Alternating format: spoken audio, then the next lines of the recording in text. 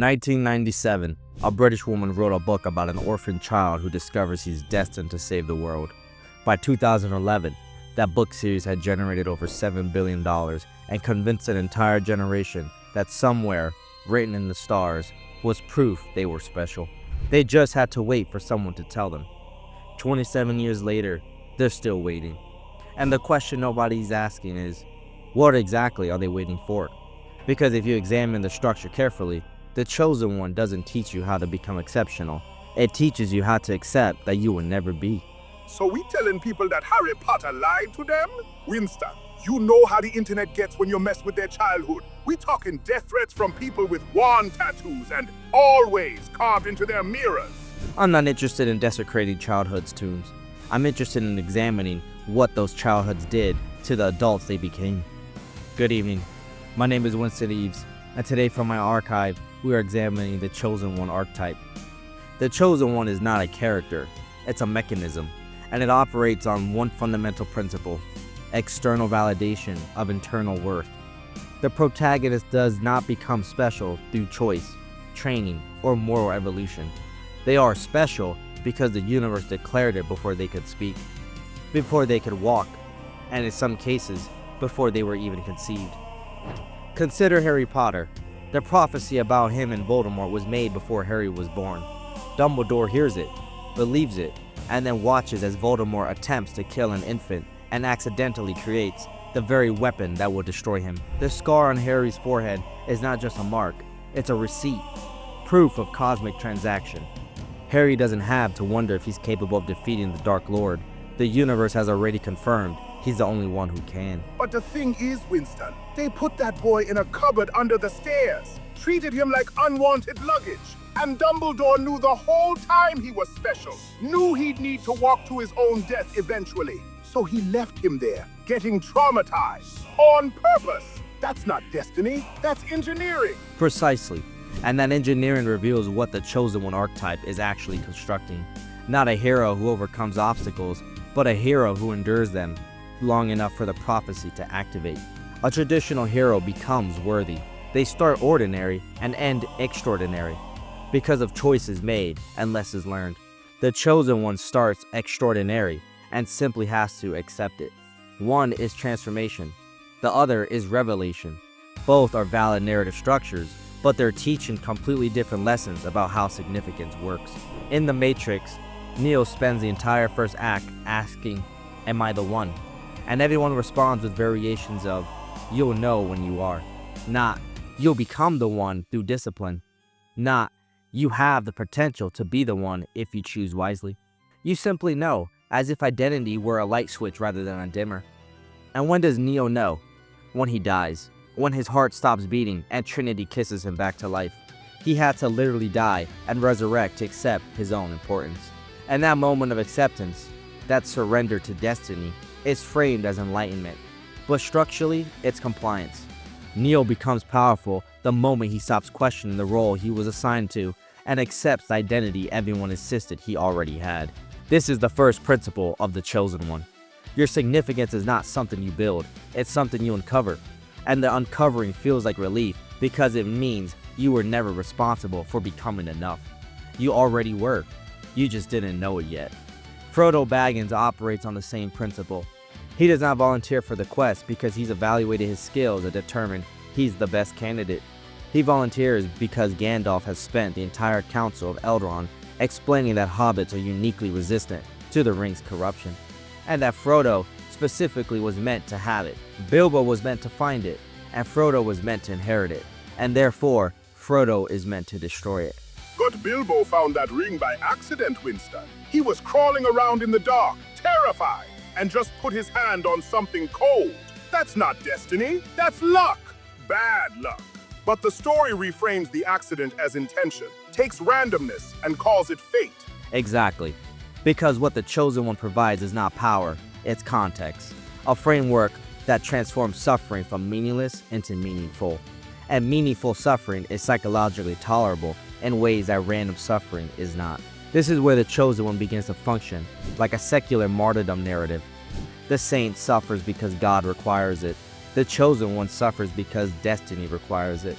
In both cases, The suffering is not evidence of failure, it's evidence of importance. The worse it gets, the more it confirms you were the right choice, which is precisely why audiences find it so compelling, and why the most famous chosen one failure is so instructive. Anakin Skywalker is the chosen one who broke, and his break-in reveals what the archetype actually is doing. Anakin Skywalker was not born, he was manifested. No father, conceived directly by the Force. Qui-Gon Jinn discovers him on a desert planet and immediately declares him as the prophesied one who will bring balance to the Force. The Jedi Council is skeptical. They sense fear, anger, and attachment, but they train him anyways because the prophecy might be real, and ignoring the chosen one seems cosmically irresponsible. What happens next is well documented. Anakin participates in genocide, helps establish an authoritarian empire, spends 20 years enforcing it through violence and intimidation. And yet the narrative insists, across multiple films, that he was still the chosen one. That his eventual act of killing the Emperor was the balance the prophecy promised all along. This is structurally fascinating because it reveals the prophecy's actually function. It doesn't predict the future, it interprets the past. No matter what Anakin did, like decades of atrocity, the murder of children, the destruction of democracy, the narrative retroactively frames it as part of the plan. The prophecy cannot be wrong because it's flexible enough to accommodate any outcome and call it destiny. That's not a prophecy, man. That's a horoscope. You will face challenges. Well, yes, everybody faces challenges. That's called existing. But people read it and think it's profound because they're doing all the interpretive work themselves. That is correct. And it's like a horoscope. Its value is not in accuracy, but in providing structure. Their comfort is not in knowing the future, it's in believing there is a knowable future. That chaos has shape, that suffering has purpose, that your pain is not random. It's part of the story someone is telling about you. Watch how audiences discuss Anakin's arc. They don't debate whether the prophecy was real, they debate what it meant. Did balance mean destroying the Sith, equalizing light and dark, creating conditions for Luke to succeed? The prophecy is vague enough that every interpretation works, and that vagueness is not a flaw, it's the design. Because a prophecy that can mean anything can never be wrong, and this is what the chosen one provides at scale, a framework that transforms chaos into pattern, that reframes randomness as orchestration, that insists suffering, failure, and even atrocity might all be part of the design you simply don't understand yet. And once you internalize that framework, it becomes very difficult to see the world in any other way. Harry Potter's arc demonstrates this with even more precision. In Deathly Hallows, Harry learns he must die to destroy the fragment of Voldemort's soul inside him. And he accepts this, not because he independently arrived at the conclusion, but because Dumbledore's plan requires it. Dumbledore, who has been dead for over a year. Dumbledore, who has orchestrated Harry's entire life before Harry could consent to any of it. Dumbledore placed Harry with abusive relatives because he needed Harry to grow up humble and willing to sacrifice.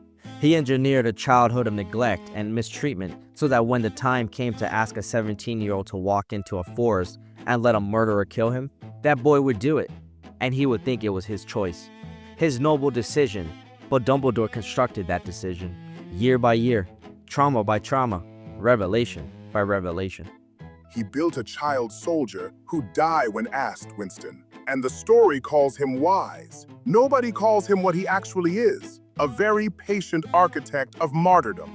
And yet the narrative frames Harry's death and subsequent resurrection as the ultimate act of heroism, his agency, his choice. But it's a choice made within a framework Dumbledore constructed before Harry knew frameworks existed. Dumbledore arranged Harry's placement with the Dursleys. Dumbledore ensured Harry's friendships. Dumbledore orchestrated every revelation, every trial, and every piece of information Harry received. And when the moment came, Harry made the choice Dumbledore needed him to make. The story presents this as free will, but it's free will within a script Harry never wrote. And audiences are trained to see a child following a dead man's choreography as the highest form of courage. Because the chosen one narrative teaches you that choosing your fate and accepting your fate are the same thing. The resistance is ignorance, and acceptance is enlightenment. Which brings us to what the audiences are actually receiving from these stories, and why they find them so deeply comforting. There is a documented pattern among people who grew up consuming chosen one narratives. The expectation that significance will eventually be externally validated. That if you are special, and deep down everyone suspects they might be, the universe will eventually confirm it. Someone will arrive. A letter will come. A mentor will appear and tell you what you've been waiting to hear. You were right about yourself all along. And this produces two possible psychological outcomes.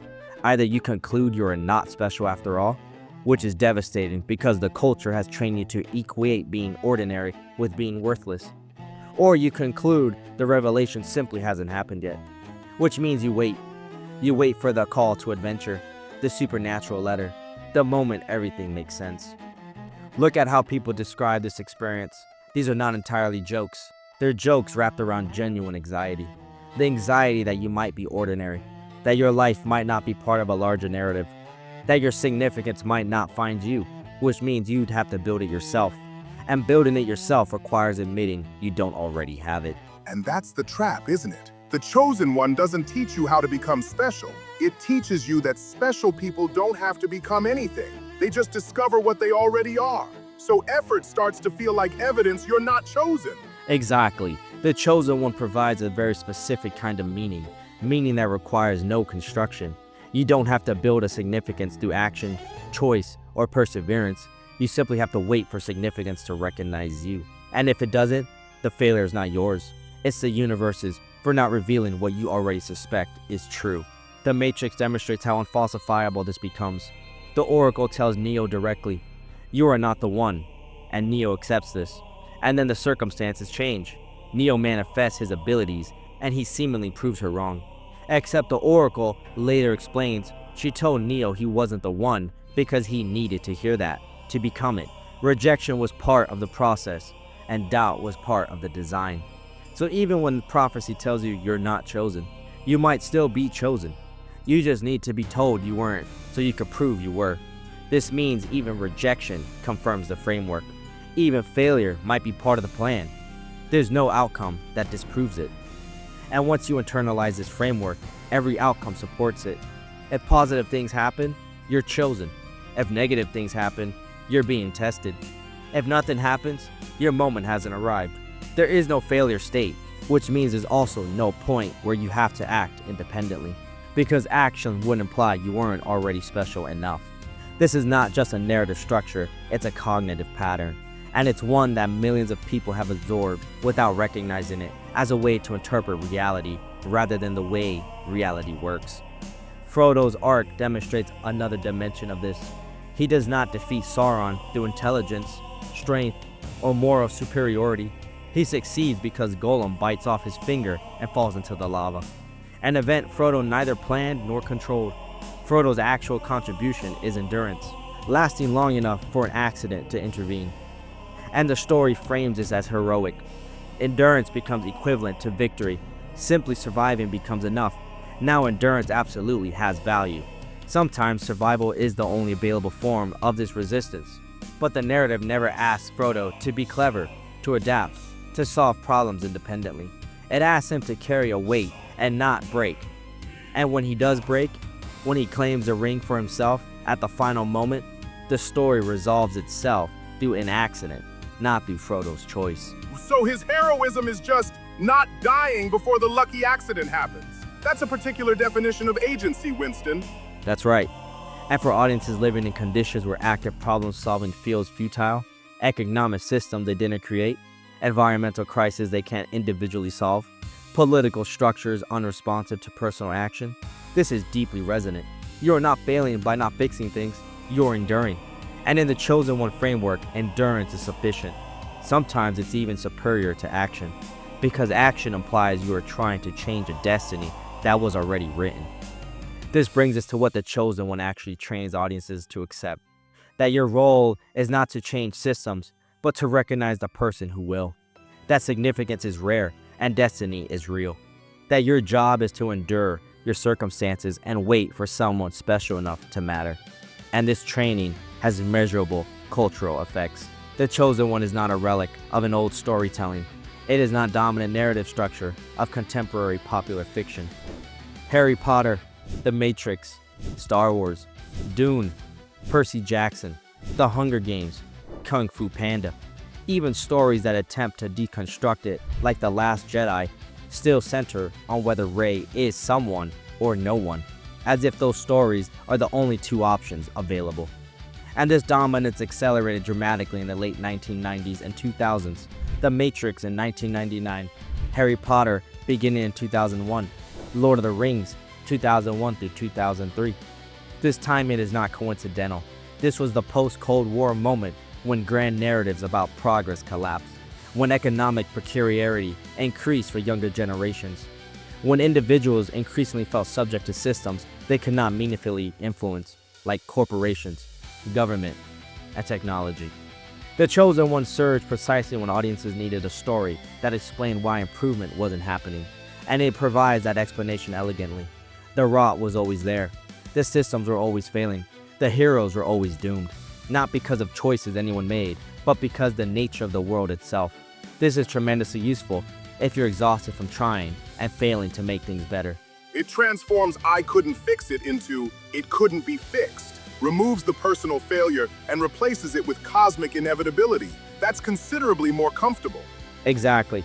And notice how these stories end. The Chosen One succeeds, and everyone else celebrates. The Hobbit returns to the Shire. The freed humans rebuild Zion.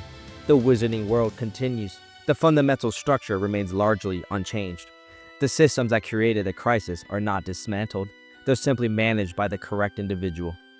The Chosen One narrative is not revolutionary. It's restorative.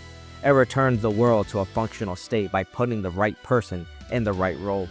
It does not question whether the role should exist or whether the system needs reimagining. It simply insists that destiny will provide the correct individual to fill the necessary position. And this is why the archetype persists and grows, because it tells audiences that systemic problems require exceptional individuals, not collective action. That change comes from recognizing the right leader, not from distributed resistance. That your role is not to organize or restructure, but to identify who matters and support them.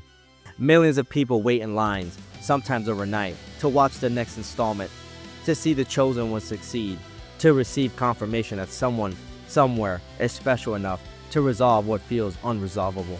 And then they return to a world where they are not special, where no one is coming, where the systems that constrain them will not be resolved by prophecy. And they're content with this because the story taught them that's just how reality works. Exceptionalism is rare, destiny is real, and their job is to wait for someone else to matter. Precisely.